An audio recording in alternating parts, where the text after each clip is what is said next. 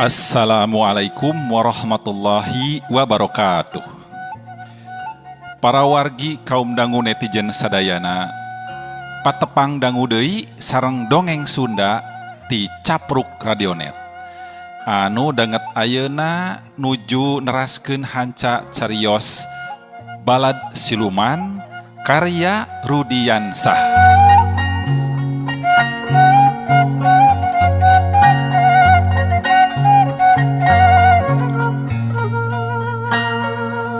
Mugi-mugi para wargi kaum dangu netizen sadayana sapapaosna aya dina kawilujengan kasehatan kalih kulawargina ditebihkeun tina wabah pandemi COVID-19 oge tinekanan anu dipimaksad. Atuh tekendat sim kuring nganuhunkeun kanu parantos subscribe, kanu parantos nge-share, kanu parantos nge-like sareng komen. Mangga di komen wae di kotak komen anu dihandap supados janten pangrojong atanapi masukan kanggo kamajengan ieu kanal Capruk Radionet. Boh bilih aya nu nembe sumping ka ieu kanal hatur nuhun. Mugi-mugi konten-kontena katampi oge upami teu acan subscribe mangga kantun dipencet atanapi diklik wae seratan anu berem palih handapeun videona tanu ieu aya dina tayanganana. Para wargi kaum dangu netizen sadayana, Randi saprakanca nuju miang ka bumina Halimah. Maksadna bade ngalayad Halimah anu nembe ngalahirkeun. Tah kumaha carios salajengna?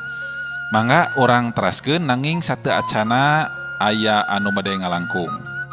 Diviralkeun.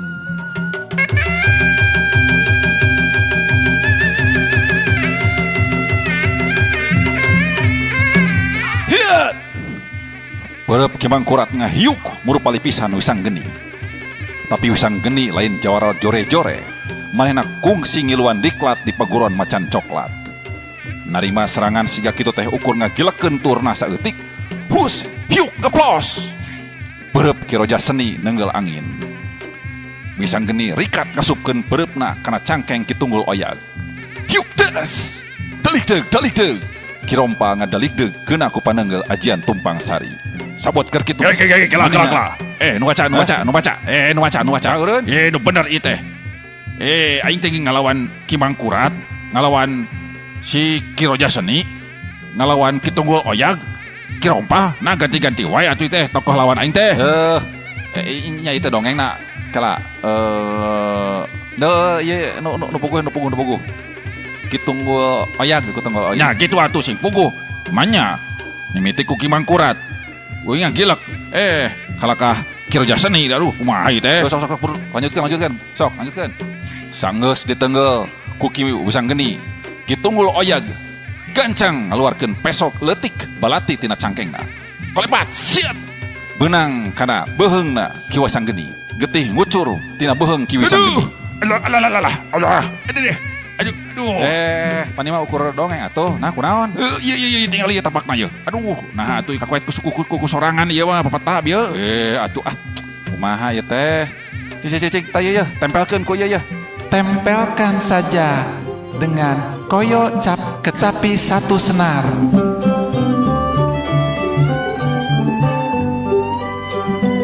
Koyo kecapi satu senar telah lama terbukti berhasiat menyembuhkan berbagai macam luka.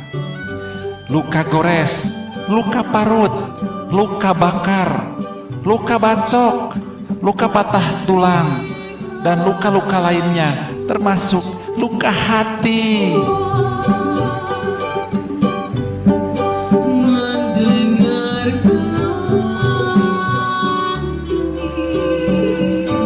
Tempelkan segera koyo kecapi satu senar di tempat-tempat yang Anda inginkan, termasuk jika Anda turuisen, tempelkan saja di mata Anda.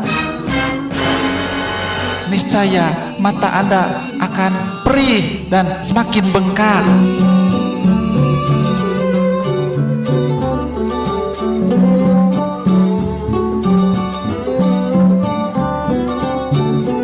segera dapatkan Koyo Kecapi cap 1 senar di toko-toko online terdekat.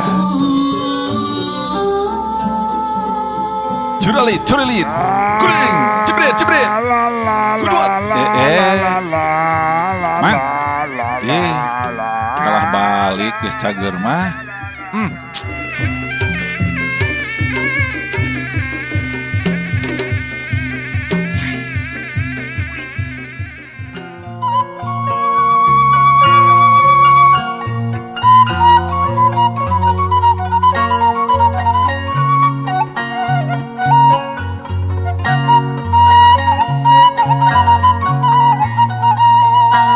Gancangna carita, rombongan Randi kabeh geus tarepi ka tempat anu dituju. Ngan bae moal kungsi dicaritakeun kumaha saterusna ngeunaan obrolan Randi jeung Halimah katut nu sajena harita nalika kabeh geus araya di jero imah Halimah. Jin Batara Kala geus hasil ngareka perdaya pikiran jeung pandangan Randi sapara kanca anu saolah-olah eueuh hal anu aneh di imah Halimah. Urang jojo ringkesna ieu carita langsung sambung ku nyaritakeun kaayaan di tempat sejen. Harita aya 2 jalma anu keur dariuk sila pahareup-hareup jeung hiji wanoja ngora geulis rupa. Dariukna di jero kamar khusus imah gedong 2 tingkat ngan geueuman.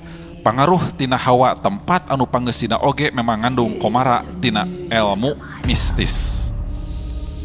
Di antara nu keur dariuk sila teh tembong aya meja leutik sapaseun alat-alat ritual anu nagog ditilaman ku taplak meja kain warna beureum.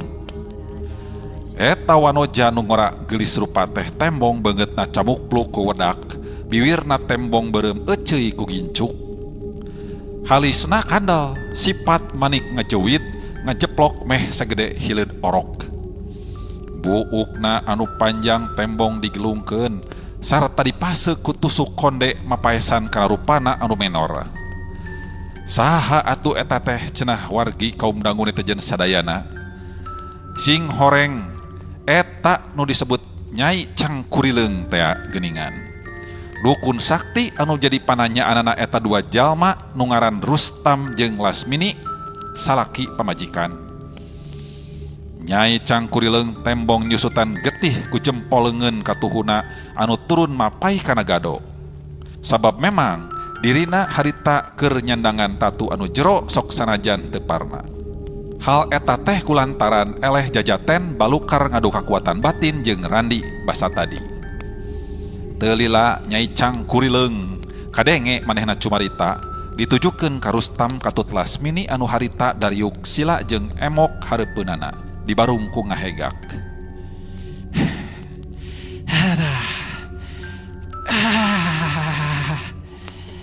Aduh, hampura ieu kula sigana mah moal mampu mangsa ngalah jiwa jalma nu ngaranna si Randi. Lantaran tetela jalma nu ngaran Randi teh kawilang nyangking ilmu batin nu leuwih ti cukup. Aduh. Malah bisa disebutkeun pangartina eta jalma aya di sauluhureun kula sarta jujur kula sorangan geus teu sanggup pikeun nedunan kana kahayang aran jenduaan. Ceuk Nyai Cangkurileung ngomong tog moal sajujurna yen dirina geus moal sanggupeun deui pikeun nedunan kana pamentana eta 2 jalma. Sabab dirina rumasa teter ku Randi.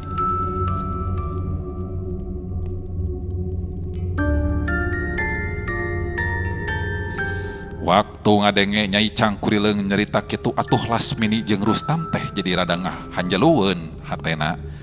Ngan kituna teh Lasmini jeung Rustam teu bisa majar kumaha sabab duanana oge memang geus surti yen kamampuhanana Nyai Cangkurileung teh ngan sakitu buktina. Oh, Nyai Cangkurileung teh tos teu ngarasa sanggup kitu pikeun ngabirasakeun jiwana si Randi. Aduh, kumaha kuring atuh Nyai. Meureun kuring teh anggar wae bakal kasaingan usaha ku manehna. sabrak manehna buka usaha mie ayam. Aduh, bentaseun jalan tempat usaha kuring. Ngajadikeun warung sangu kuring oke jadi sepi nyai. Pokna Rustam anu leuwih teu heula cumarita sembung ngalimba. Bener pisan Rustam. Ayeuna kuring memang geus teu sanggup pikeun ngabinasakeun si Randi. Anu aya, kadon kuring anu bakal cilaka meureunana. Lamun seug kuring tetep maksakeun diri ngalaksanakeun karep jeung kahayang aranjeun juaan. Jawab Nyai Cangkurileung tandes ngaku kana kekuranganana. Aduh, terus kumaha tuh kuring nyai? Nah tanya deui cara sejen pikeun bisa ngalumpuhkeun usaha si Randi. Sok atuh nyai bantu kuring sapinuhna nyai. Soal mahar mah teu kudu cangcaya. Sabab kuring jeung pamajikan kuring geus siap pikeun ngaluarkeun biaya saloba-lobana. Jeung keun bae lah nyai.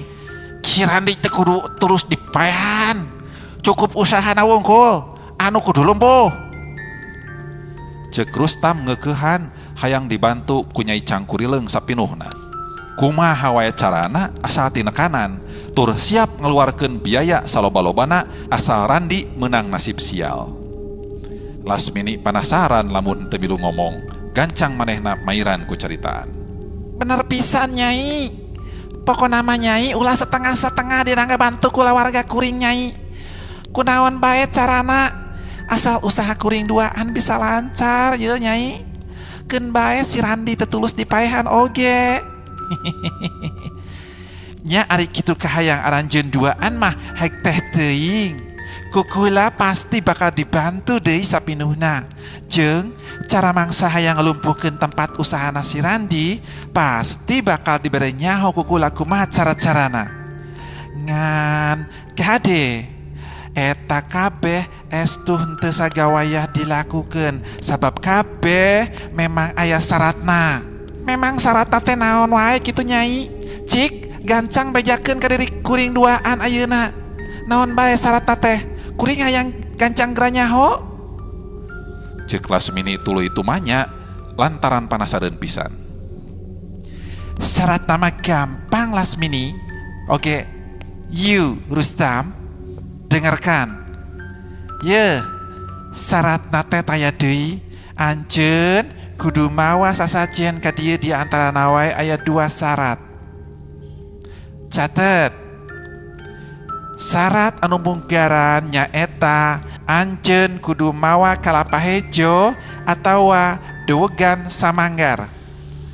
Kade kalapa hejo, lain anu beureum, lain anu koneng, lain anu biru, komo anu ungu. Lain nanaon moal manggih. Tah samanggarnya ulah leuwih, ulah kurang, sarta syarat anu kaduana ye kade ulah reuas. Nyaeta anjeun kudu daek ngali kuburan anu maotna can meuntas ti 40 poe 40 peuting. Lamun geus meunang gancang laan boehna, bulikiran awakna. Bae, rek awewe rek lalaki oge, teu penting. Mayit anu dikali engke ulah tepikeun ka anu geus meuntas ti 40 poe 40 peuting. Ti waktu manehna dikurepkeun. Sarta ala boehna. Oke? Ala boehna. Bari daging si mayitna sempog saeutik. Mana we eta mah bebas. Rek dinu pingping, rek dinu dada, dina tonggong, dina bujur, dina mana we lah. Tuluy bawa ka dieu. Tak kitu. Syaratna teh kumaha? Sanggup moal maraneh Rustam ngalaksanakeun eta syarat? Sabab diri anjeun pisan nu ditugasan pikeun neangan eta syarat. Cek Nyai Cangkurileung ngajelaskeun ngeunaan syarat-syarat anu perlu dilakukeun ku Rustam harita. Rustam jeung Lasmini can waka aya nu ngajawab, duanana kalah ngadon terus ngahulang. Nempok kitu atuh Nyai Cangkurileung gancang nyarita deui. Jeung kahade deui poho waktuna. Ngali kuburan mah kudu wanci tengah peuting. Ari ngalakalapa mah beurang ge teu naon. Rustam anu keur ngahulang kadenge manehna nyarita. Waduh, kira-kira we atuh Nyai, eta syarat anu kadua teh nah teu salah teh. Aduh, sabab samemeh kuring ngalakukeun eta tindakan teh meureunnan kaburu ngapecir, yo ngapecir sieun. Ngabayangkeun mayit anu ngajelepeng di jero kuburan tapi nah atuh bet kalakan eta kuring ngagali eta kuburan. Bari dina wanci tengah peuting. Be edas syaratna maneh ku berat-berat euy Nyai. Ceuk Rustam harita bari ngabiri gidig. Lasmini oge sarua deui harita manehna tuluy nyarita bari ngabiri gidig. Ih, maknya teuing Nyai, salaki kuring kudu ngagali kuburan onaman. Moal teu dipegat jurig mah geura. Aduh, tuluy ngajung jurigan deui eta anu dikali kuburan anakku salaki kuring. Pedah eta meureunnan ongkoh boeh dipaoknya daging bobogaan lagi disempog. Duh, parara itu teuing. Pokna Lasmini puguh teu mikeun. Ngadenge Rustam jeung Lasmini nyarita kitu, Nyai Cangkurileung kadenge manehna seuri leutik bari terus nyarita deui. Ih, atuh ulah waka ngabayang-bayang anu can puguh ari teu teh. Cing yakin moal aya jurig anu wani ngaganggu ka Arandika sapanjang Arandika masih keneh deket jeung diri kula. Kumaha? Sanggup? Andika ngalaksanakeun eta syarat, tapi ari teu sanggup panjekeun bae moal maksa. Ngan meureunnan kahayang Arandika moal laksana. Tembal Nyai Cangkurileung nandaskeun. Aduh, wah tuh Nyai. Nah, teu bisa digantikeun kitu eta syarat anu kaduana. Duh, jadi bingung ya kakuring lagi. Lain bingung mah meueusan, ieu mah nyaanan bengong. Pokna deui Rustam bari jeung kerang-kerung we halisna teh harita. Nya teu bisa digantikeun kitu wae atuh Rustam. Kula teu salah nyebutkeun. Syaratna memang kudu kitu, tur teu bisa pikeun dirobah deui. Tapi geus lah, tong waka bararingung kitu ayeuna mah. Arandika duaan ku kula ayeuna dibere waktu. Pikeun bisa mikir saheulaanan ngeunaan cara kumaha dena nangtukeun sikep. Angguran mah geura kaluar heula sakedeung ka itu Rustam.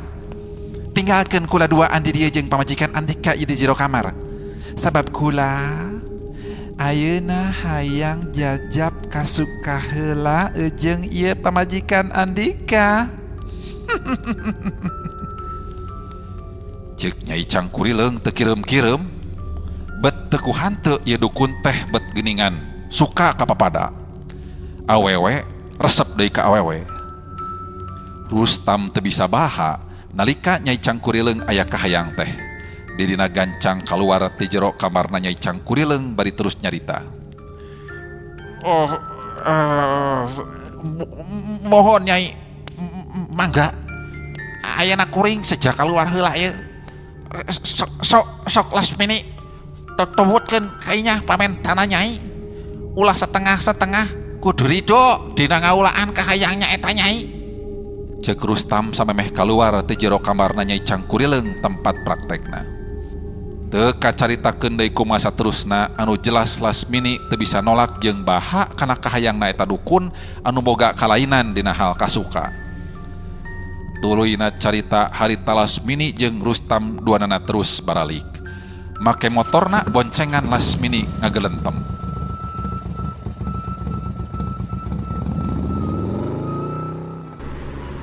Nyaanya akang mah tega ka abdi teh. Teu boga hate, teu boga perasaan. Ridho we sigana teh. Pamajikan dipake pamuas nafsu ku eta dukun. Sakitu rarengosna teh geuningan leuwih ti lalaki. Galeuh. Akang mah siga nu atoh. Matak abdi mata suka akang. Terido. Lasmini tuluy bakatut haseum manehna tuluy keheul kanu jadi salaki. Ambek kacida.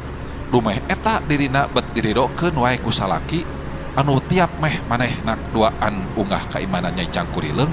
Lasmini teh teu meunang teu kudu we daek ngalayanan kana kahayangna eta dukun. Nah, bet seri. Bener akang mah atohnya. Nempo abdi digugulung. Digulang gaper eta ku eta dukun. Lasmini beki keheuleun wae hatena sigana teh. Lamun kongang mah hayang mepek pundukna Rustam ngan sieun cilaka. Sabab dirina sadar harita keur aya di perjalanan jabaning loba kendaraan. Lain kitu atuh Nyai. Pugu akang oge sarua. Teu penuju ari hate mah ku sifatna eta dukun. Maknya teuing atuh awewe resep ka awewe. Coba. Apanan ngaco ari nu kitu teh.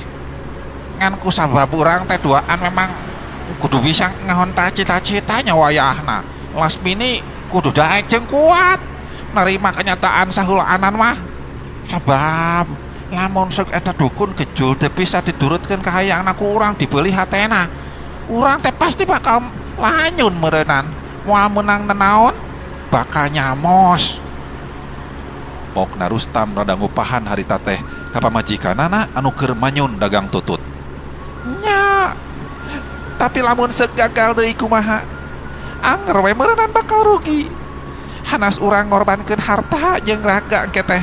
Apanan bakal mubah ari akang. Entong wakal selempang kitu atuh Lasmini. Tinggali we engke ka hareupna. Pasti moal ngalaman deui gagal tapa gaweana si Nyai Cangkurileung teh. Dan ngalaman gagalna oge karek sekali lain. Nya. Sugan we atuh. Ceuk Lasmini ngawalon pondok bangun nu geus mung ngalobakeun deui omong. Sedengkeun ari Rustam ngan ukur nyenghel we harita teh siri leutik. Resep lamun seug nempo pamajikanna keur ngambek teh. Ceunah mah mungguh nambahan kagelisanana.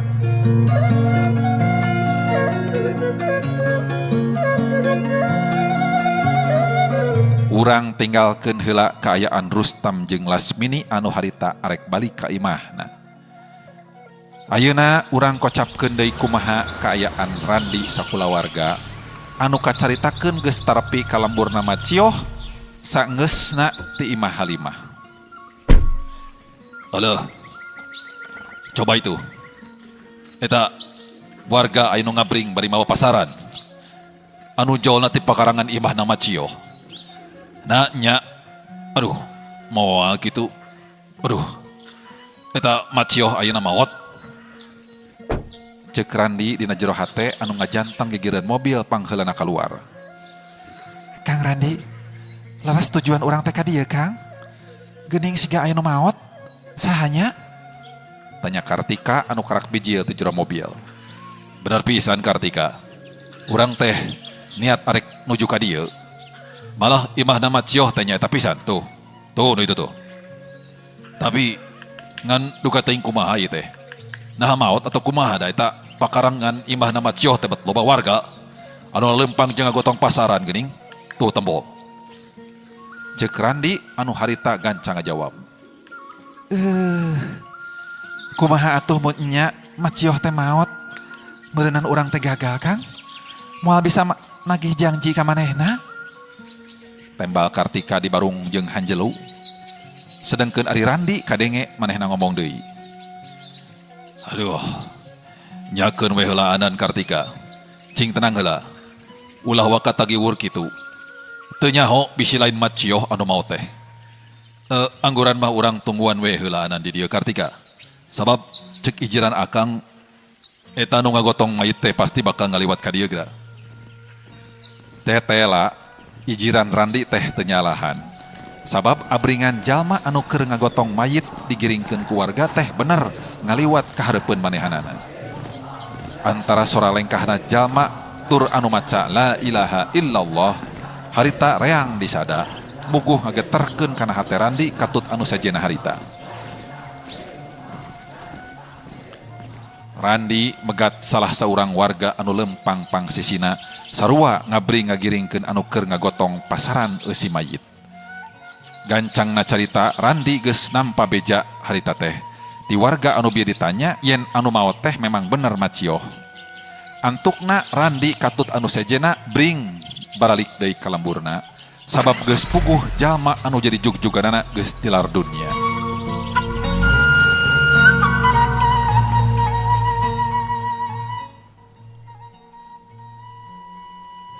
Kakocapkeun di tempat sejen di imahna Rustam kadenge keur antang gunem catur jeung kawawuhan manehna anu nelah Dadang jeung Dudung.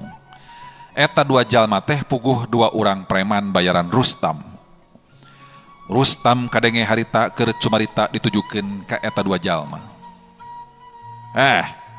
Dadang, Dudung, poting ieu dewek terek mere tugas ka ari laing duaan euy. Sabab dewek ayeuna geus beakeun akal. Si Randi nu beuki asa aing wae rupna. Wani nyaingan aing sagala rupana jadah teh. Ceuk Rustam tembong kakerot. Manehna teh cecebeun pisan ka Randi anu dianggapna Randi wani nyaingan kana jalan usahana. Anu sok padahal mah imahna Randi jeung imahna Rustam teh teu pira kahalangan ku sawah 5 kotak jeung salogak susukan, bisa disebutkeun imahna tetanggaan. Nah Kang, lain tetukun tadi teh si Randi arek dipaehan lin disantet. Dudung tumanya ka Rustam. Nyaeta gagal euy. Kalah mere syarat nu berat dukun teh.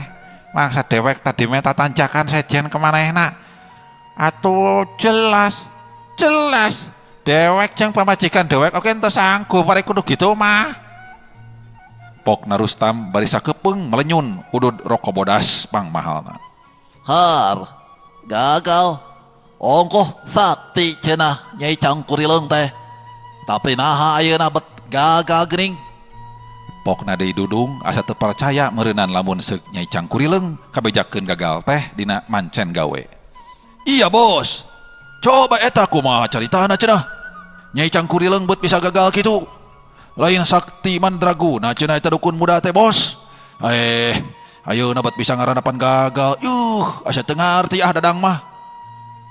Ceuk Dadang adik sakembarana Dudung anu kadenge milu mairan ku caritaan sabab sarua manehna oge kageteun jeung panasaran. Hayang apaleun naon alasanana eta Nyai Cangkurileung bet bisa ngaranapan gagal kitu mangsa narekahan kana karep jeung kahayangna Rustam katut Lasmini.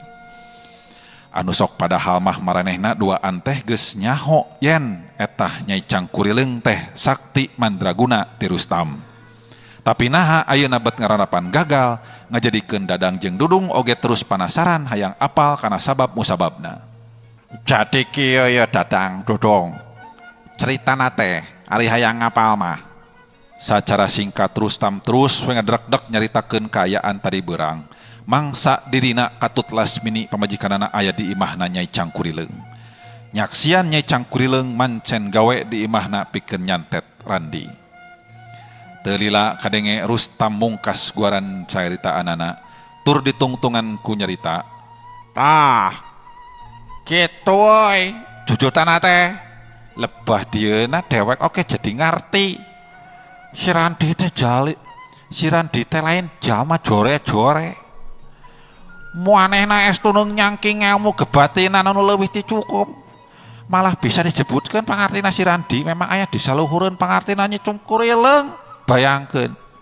Eta oge cek si Nyai Cangkurileung sorangan anu ngomong yen si Randi hebat ilmuna.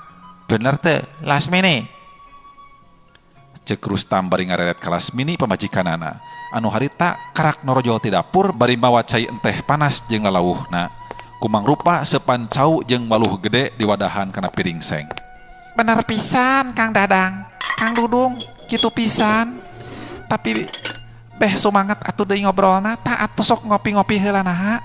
Lumayan sepan cau jeung sepan waluhna ye. Caina ku cai enteh pahit panas geura sok-sok. Dijamin ngejeletot kana letah. Jawab Lasmini kituna teh bari gek manehna ngilu diuk nimbrung ngobrol jeung eta tilu jalma. Aduh, karesep Dadang pisan ieu mah atuh yeuh. Alah, sepan cau sagala rupa. Cikah urang cobaan heula sepan cauna, bilih kirang asak. Dasar Dadang anu hejo ku dahareun ngan celebek we manehna ngopi eta sepan cau. Was wis wus ngopina teh rusuh kusabab rada panas keneh eta sepancau teh. Nah, ari laing dadang. Gerakeun lanceuk sama. Teu kaop nempo aya hakaneun langsung we nyelebak. Dudung ngageunggeureurkeun ka Dadang. Adina anu keur ngopi sepancau mani cacamuilan. Bae atuh Dodong. Da sidik dua hareun mah matak disuguhkeun oge apan ngarah jag-jag bedas tanaga. Engke dewek rek mere pancen gawe ka maneh ye. Oh, nya bos, siap bos. Tadina kuring teh era tiap kali disuguhan wae. Ari ayeuna can apal tugas nanaon diheulakeun barang dahar. Cik atuh bos, geura sebutkeun bos. Naon tugas teh? Kuring siap pikeun ngabantu. Salianti engke kuring duaan nganter akang pikeun ngagali kuburan. Dudung terus tumanya. Kieu ieu dong. Dedang. Ora kepkeun. Engke daliga kaayaan wan Cipoting sepi jompling. Urang tiluan. Urang ngalaho ka tempat warung mie ayam nasi Randi. Terus urang ngalakukeun tindakan ngeduruk warung nasi Randi. Pokona mah kudu hasil. Pokna Rustam anu memang boga niat jahat ka kulawargana Randi. So Kang Dudung, oge Kang Dadang. Tah eta tugas ti salaki kuring, bieu kudu gancang dilakukeun ku akang duaan. Ngarah tempat usaha nasi Randi buru-buru bangkrut. Mungguh Rustam jeung Lasmini siga anu kasetanan. Jadi latwe poho kana Purwadaksi, hatena kiwari leungit rasa kamanusaanana. Gara-garanya eta timuru kana milik batur. Pedah Randi jalma anyar pinanggih ngumbara di lembur manehna, terus buka usaha kalayan maju dianggap teh nyaingan manehanana we, padahal mah lain. Dudung jeung Dadang maranehna kadenge saleuri ngadung harti bari sirahna ungut-ungutan sabab Dadang jeung Dudung mah aratoheun pisan tiap aya nu nitah kitu teh lantaran geus jadi kaulinan maranehanana. Ari sabab Dadang jeung Dudung loba pisan injem tanagana ku jalma loba khususna jalma jegud anu boga hasud goreng ka batur. Pirani tah nu kitu geuning. Alah, pohara gampang eta mah bos.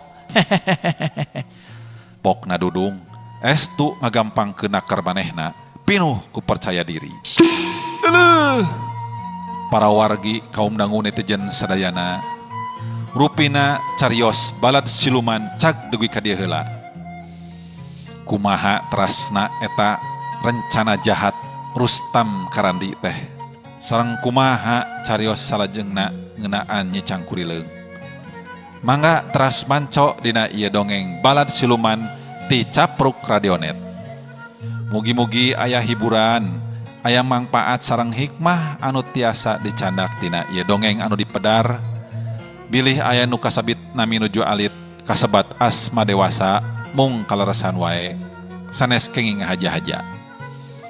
Sim kuring tekendat nada dihapunten kana sagala rupi kakirangan sareng kalepatan salami medar ieu carios. Sim kuring sejamit mundur. Wabillahi taufik wal hidayah. Wassalamualaikum warahmatullahi wabarakatuh.